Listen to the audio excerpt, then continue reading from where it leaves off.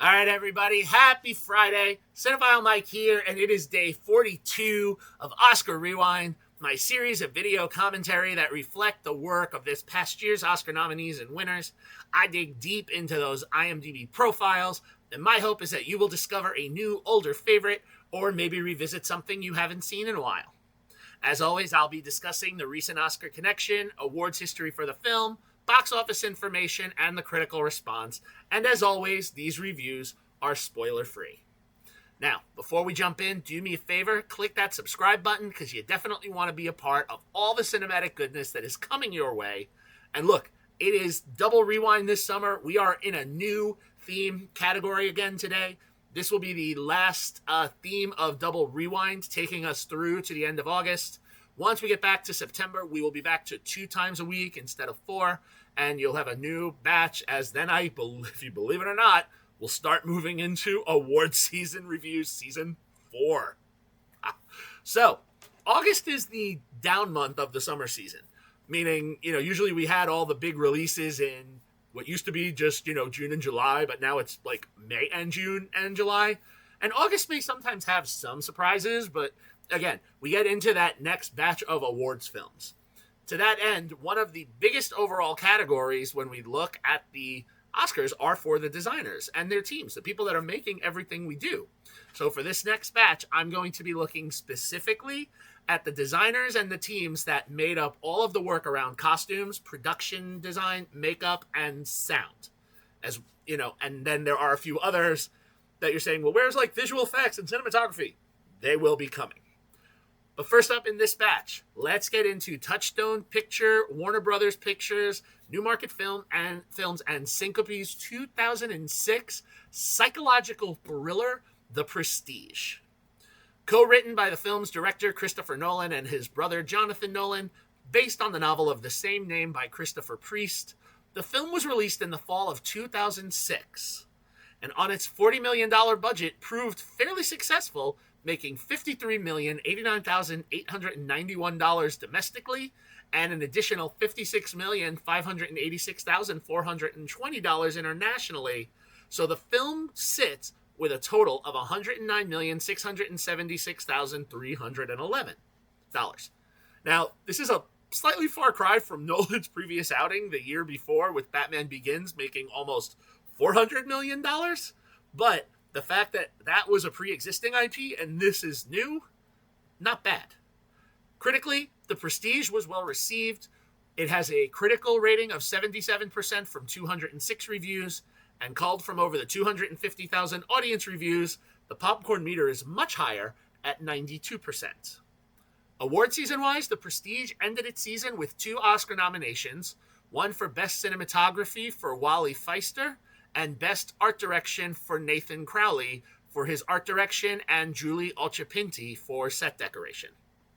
Now, the film had several other wins amongst its 50-odd nominations, with some highlights being nominations by the London Critics Circle Film Awards, with Director for Nolan, British Actor of the Year for Christian Bale, British Newcomer of the Year Rebecca Hall, and a win for Michael Caine for Best British Supporting Actor of the Year. And also a win for Nolan for Best Director, and nods for Bale and Hall in the Best Actor and Best Female Newcomers, respectively. So, The Prestige lands here on Rewind for Nathan Crowley. Crowley received the first of his 7 Oscar nominations for this film, which would result in his win this year alongside Lee Sandalis for the production design of Wicked. His other 7 nominations include non-Nolan project First Man, and 4 other Nolan collaborations being nominated for The Dark Knight, Interstellar, Dunkirk, and Tenet. Now, The Prestige is a fascinating look at the world of magic and science in London. At the start, we see, the man who will become the Great Danton, Robert Angier, played by Hugh Jackman, performing a trick called the Transporting Man.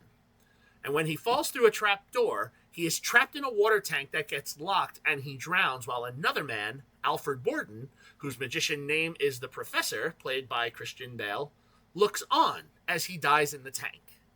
Now, this puts him on trial for Angier's death, and we will see how we got to this moment. So from here, while the film is told in a non-linear fashion that unfolds in a wonderful manner for Nolan, from that opening scene, I'm going to give a little information. So let's go back.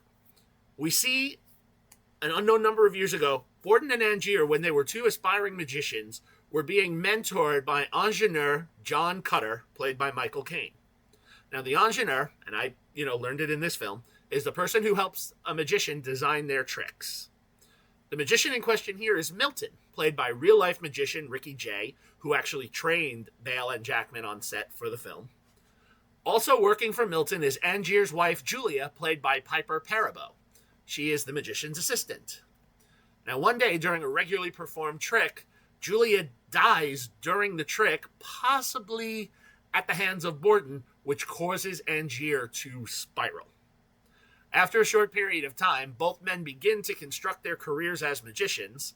Cutter goes and works with Angier, and he hires Olivia, played by Scarlett Johansson, and Borden hires another ingénieur and meets Sarah, played by Rebecca Hall, and he starts his life not only as a magician, but also as a father to a daughter named Jess, played by Samantha Morin, when she's older, and obviously not as the infant. Now, as the careers both grow, Angier, angry, sabotages a trick of Borden's live-in performance, and thus will begin a battle between these two to become the best and also to discredit and embarrass the other.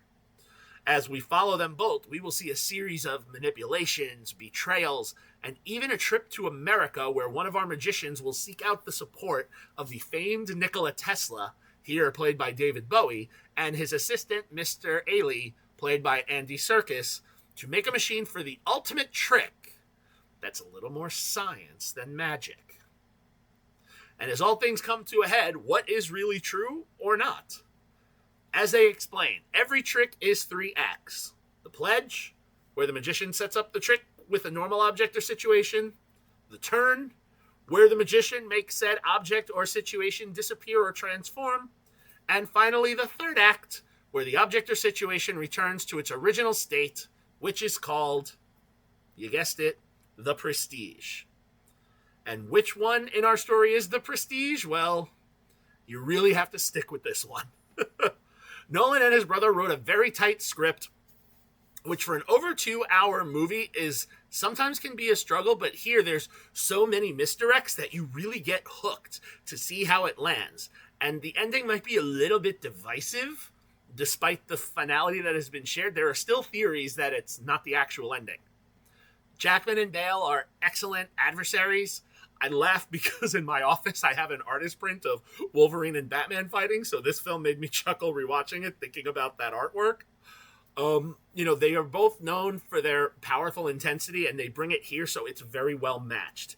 They have different intentions for what they want to do with their careers, the characters, not the actors, and set against the turn of the century London and the magic fields, quite a captivating setting.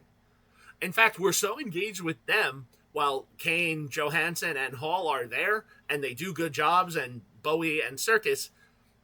I don't want to say you forget about them, but you kind of do, because the animosity between our two leads is so strong and engaging, you can't really look away. And this film continues to show how Nolan is truly a masterful filmmaker and how he crafts these engaging, nuanced stories that are designed to keep you off kilter. And speaking of design, while we're here, Crowley's work is exceptional. Crafting the work that includes, all these magic tricks, it's definitely something to behold. And even though certain tricks are revealed and, we learn how the magic is done, the set pieces are truly elaborate, whether it's the tanks used for disappearing acts or another machine that I'm not going to get into, but, for want of spoilers, but plays a pivotal point in the film. Also, when one of our magicians travels to America to meet Tesla, the grounds of his home, there's a great thing with the electricity. That's a truly wonderful moment captured with some beautiful sweeping shots. This is probably why Wally Feister got the cinematography nod and got some other recognition. The costumes also are very well done. They evoke the period of the time, especially the magician's assistants' costumes. They're gorgeous. Look, in all, this film is visually stunning with good work done by everybody. And, some people that I'm surprised were actually left out of a lot of the nominations and recognition were Richard King, the sound editor, and his team. Because there's some really clever sound moves in here that were quite spectacular. Look, this is a well-crafted film that will have you guessing up until the end's eye-popping ender. So this one is a strong 4-star film for me. Great performances for all involved. Rewatching this one, it makes me want to pull out the Now You See Me films and Neil Berger's The Illusionist, which came out a year later with Edward Norton and Paul Giamatti. If you would like to watch or rewatch The Prestige, as of this recording and posting, the film is currently streaming on Hulu. All right, so it's a good, strong start for our design and teammate set. See you next week for the next batch of Double Oscar Rewind. As always, if you like what you heard here, please click that subscribe button, like and share the video, spread the word. You can follow me, Cinephile Mike, on all social media platforms and on Letterboxd, and find lots of great additional content on my website, cinephilemike.com. All right, happy watching, everyone, and until next time, this is Cinephile Mike saying take a break and watch something new.